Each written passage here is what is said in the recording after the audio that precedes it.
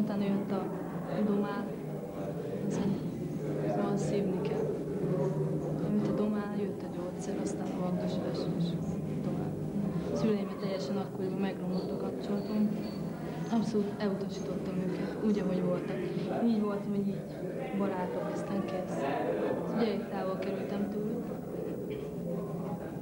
Aztán a domál miatt elvittek egy kórházba, Keresbestvárcsára. Domál, az úgy jó. A háztartási boltba lehetett kapni, 2,50 volt, 2 vagy 50 fillért, és egy ilyen picike barna üvegbe volt. Ilyen domál portisztító, zsírfolt eltávolító. Utána még próbálkoztam a cséllel, meg a ragasztóval, de azok nem voltak annyira erősek, mint ez. Ezt meg már beszüntették. Most csak vagyok. Egyik napról a másikra. Még nem tudom, hogy mi lesz velem. Szeretnék dolgozni, de én mindig úgy akartam dolgozni, hogy ilyen beteg embereken, még ilyen picike gyerekeken, mondjuk ilyen agyilag károsultak, vagy valami ilyenekkel akartam foglalkozni. Meg ugye voltam elég sok ilyen zárt osztályon, és ott láttam, hogy hogyan viselkednek az emberekkel. Szóval teljesen, mint az állatok lennek velük. És ezért akartam is elmenni egy ilyen helyre, mert hát nem tudom, szerintem bennem azért több érzés van, mint azokban az ápolónőkön. Hát nem. Egy az, hogy a külső, a másik meg az, hogy kéne valamilyen végzettség. És az nekem nincs. Ilyen környezetben érzi magát jól, hogy mindenáron szeretne meghalni, hogy akkor sokkal jobb lenne az élete, mert minden gondtól megszabadulna. És hát szerintem elég mélyre süllyedt ez a gyerek. Ideig az nem szoktam fajulni a dolognak, mert ezt a Cure zenét vette föl. Ezt a zenét meg én is szerettem, hallgattuk együtt a zenét, de teljesen belemerült a szövegébe, hogy ezek a halálról énekelnek, a halált várják, ezt fogalmazzák meg dalaikban. És egy olyan csoportba került bele, hát akik ez egy vallásként vallják, teljesen egy szekta, és hát én ilyen csoportban nem éreztem magam jó, azóta már kapcsolatom meg is szakadt vele. Ez egy ilyen Depeche Mode klubba kezdődött az egész. Oda még egyszer-kétszer eljártam vele, de aztán ők már később nem is jártak oda, már csak ilyen templomokban, kriptákba jártak mulatozni. Ez mettem nagyon messze át, ez már nekem nem tetszett a dolog, és teljesen lemaradoztam tőlük. Nem. Meg elég furcsa a gyerek, úgy teljesen megváltozott. Voltam náluk, még szobája szépen, teljesen normálisan be volt rendezve. Azután elkezdett mindenféle arcáci dolgokat művelni, már saját vérével festett, akkor elég durva temperafestményeket használt.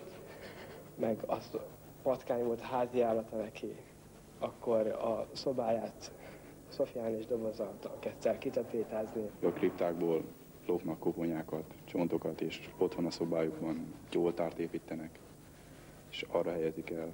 Nagyon reklámozta magát, teljesen. Iskolában is néha patkányában mászkál, melóba is elhozta.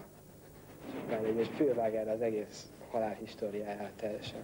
Ez a házi állatának, valami más a kutyája, macskája, ezt szereti, ezt simogatja.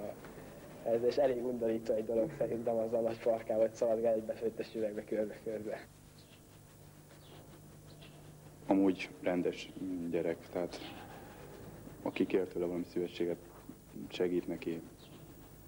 Akármit kérnek, azt megpróbálja teljesíteni azért.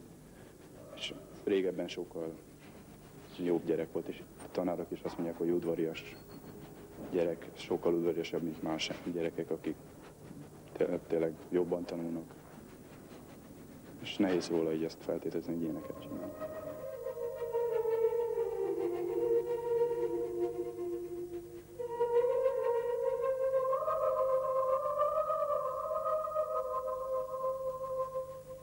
Már fel volt törve, szóval csak be kellett menni. Végül sem volt rossz érzés, de ilyen borzongás szerűség volt bennem.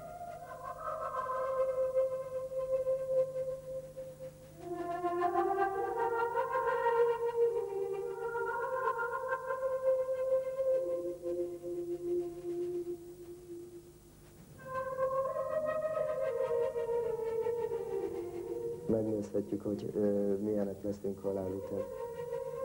Teljesen szét volt dobálva a csontja.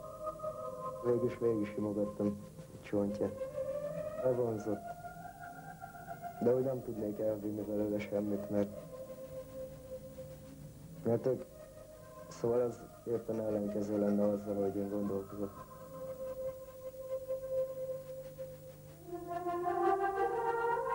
Ez csak maga az, hogy... Szóval ennyi ember minek élne, hogyha valami ne lenne utána.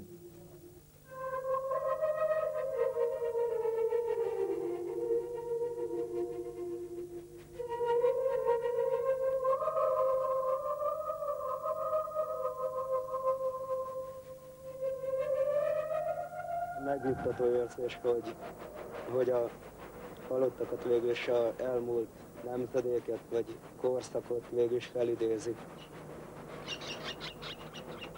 És hogy nem abból áll az élet, hogy valaki meghal és akkor semmi. Nem még utána is bizalmat ad, hogy van valami. És lehet, hogy más úgy gondolja, hogy kimegyünk a temetőbe és meggyalázunk a sírokat, de hát szerintem ez nem így van. Nem, ez egyáltalán.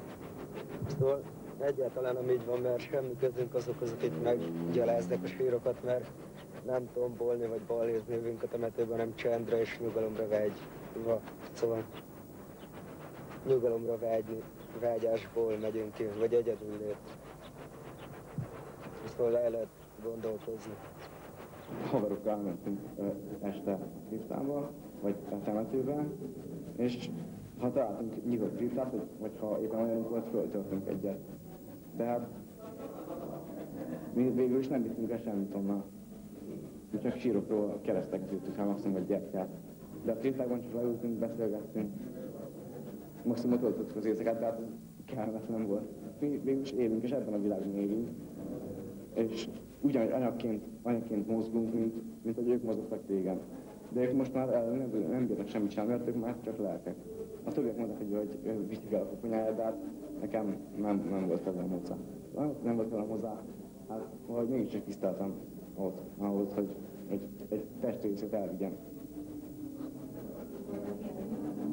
Volt, a kezét vitte, hogy egyik valahol.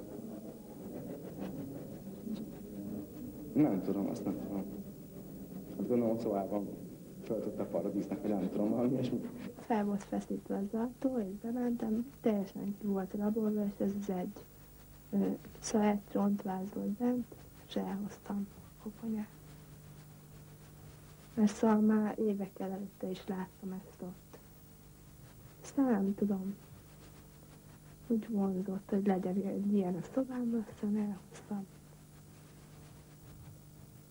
Nem riasztott azért, tehát nem féltél itt a kriptában? De. Nem? Nem tudom. Csak olyan kíváncsi voltam, hogy milyen érzés bemenni egy kriptába. Hát féltem meg. Olyan sejtelmes. Ez olyan kicsit jó érzés is, mert kicsit lehet érezni, hogy körül lesz az a misztikus hangulat. Nagyon sok embert ismerek, amit élt, egyáltalán nem is nőttek vele. De amikor meghalt, a sírjukat tök ápolják, tiszta, meg minden. Nincs, hát olyan gyönyörű. Fehér, főleg a fehér sírokat szeretem, már rajzsírokat, gyönyörűek. Járnak, igen, koporsókban is alszanak, van is egy olyan barátom, aki 145 koporsóban alszik. Az az ágya. Olyan a szobája, mint egy kripta.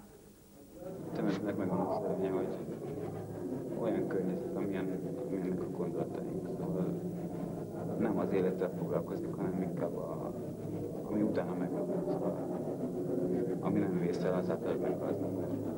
Ez egy olyan hely, ahol az ember egyedül van. Hát végig tudja gondolni az életét. Tud gondolkodni, filozofálni bizonyos dolgokon. Azon kívül pedig ott nem szól ránk senki, tehát nem bántam, de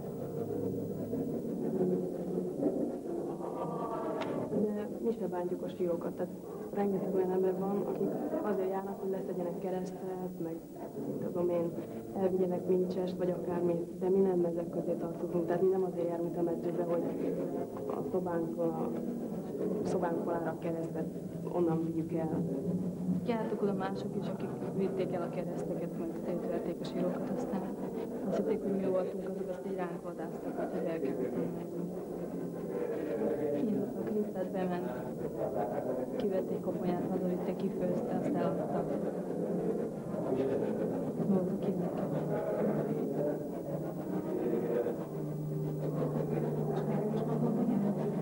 Nem, nekem sose kellett.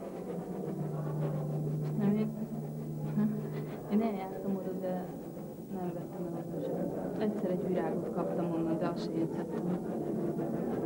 És voltál Krisztában? Hát én nem mentem be. Ha én bementem volna, akkor én csak azért mentem volna oda, hogy ma külcsörögjek, meg gondolkozzak. Volt, hogy fogadásba bement, és akkor belefeküdt a másik embernek a kopolcsába, és ott megjelent egy csoki. Például, vagy ott a fogadásba. Ilyen is van. Beszélélek, elveszek mindent, és semmit sem kérek. Én más ember már nem lehetek soha, tudom, le kellene lépnem, de még nem tudom, hogy hova. Wow! Minden a más nem érdekel, nekem csak ez kell. Amit nem kaptam meg soha, én azt mindig mástól veszem el. Hiszem, nekem csak ez kell. Nem érdekel.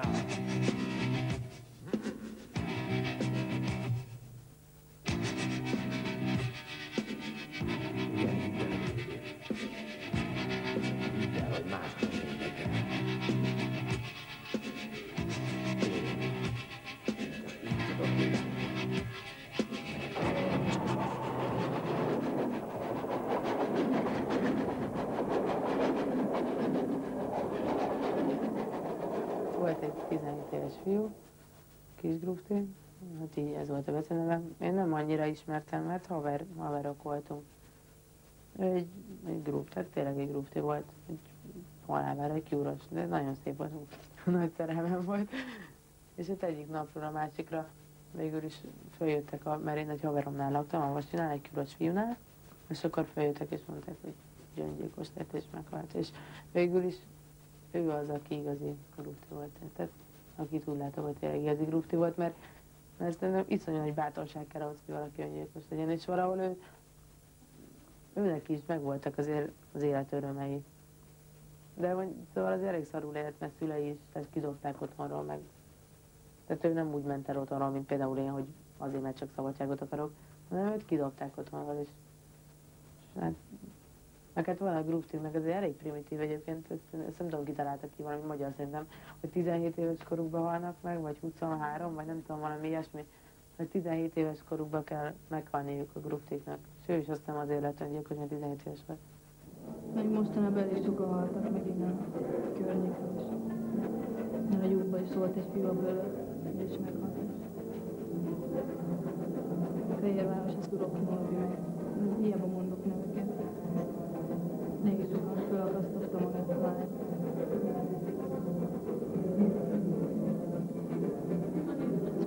Ez olyan rossz, mert én még sose vetítettem el senkit így saját környezetemből, hogy öngyilkos lett, hogy meghalt volna.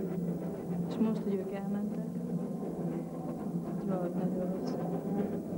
Szóval én szerintem én még most sem fogtam fel, hogy meghaltak. Nekünk is mondta, ezt előfordult már. Hát, hogy megöli magát. De ez általában ez olyan állapotban volt, hogy tisztára beszámíthatatlan volt. Ő szeretett élni, én tudom róla. Mentünk nyáron ide-oda nyaralni, ő szeretett élni. Szóval ő is tudta ezt nagyon jól, hogy akkor olyan barátokat hagy itt hagyja anyukáját, kutyáját, soha nem gondolhatta komolyan.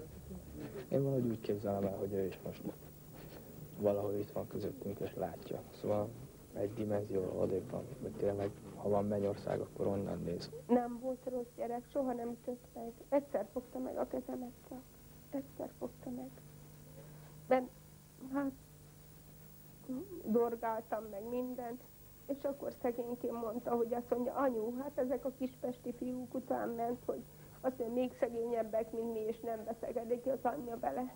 Nem volt, nem, mondom, hát mindig féltett, ne menjél ide, ne menjél oda, hányszor így a fürdőbe akartam menni, így jegyet írattam a gyárba, még tavaly, azt mondja, ne legyek egyedül, nem szeretett egyedül lenni.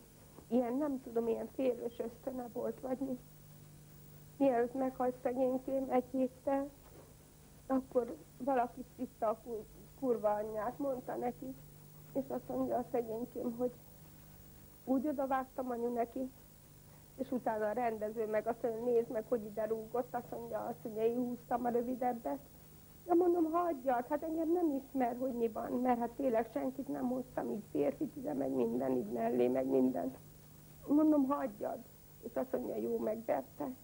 Úgyhogy szeretett ilyenekkel járni. Na, az is ott volt, lehet mondjuk, ez nem. Csak azt mondja, hogy mer a kurva anyját. Azt mondja, az én anyámat ne szidják. Hát egyszer volt, hogy úgy hazajöttem, akkor is éjjeles voltam. És akkor itt volt ez a Ricsi, akinek mondtam, ott volt a képe, hogy itt hagyta, az volt. Nem tudom, ki volt itt. Azt mondja, ja, az Zolti, ilyen intézetes gyerek, az is ott volt. És akkor így hegyből fölvágta az Erit. Egészen csontig.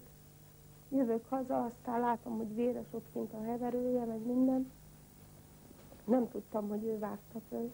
Utána mutassa, egyszer néztem meg, Jézusom, egész csontig, nem akart eljönni az orvoshoz. És utána elvittem, mert azt mondja, hogy nagyon fáj neki, és megijedne, hogy levágják a kezét, mert egy barátjának is, hogy béna lett a keze. Ő is ilyen helyzetből, és összevarták szépen, neki megcsinálták. Azt mondja, anyu, a szép kezem, nézd meg. Aztán szépen rendbe jött neki, azt mondja, hogy nem akart öngyilkos lenni, mondta ott is.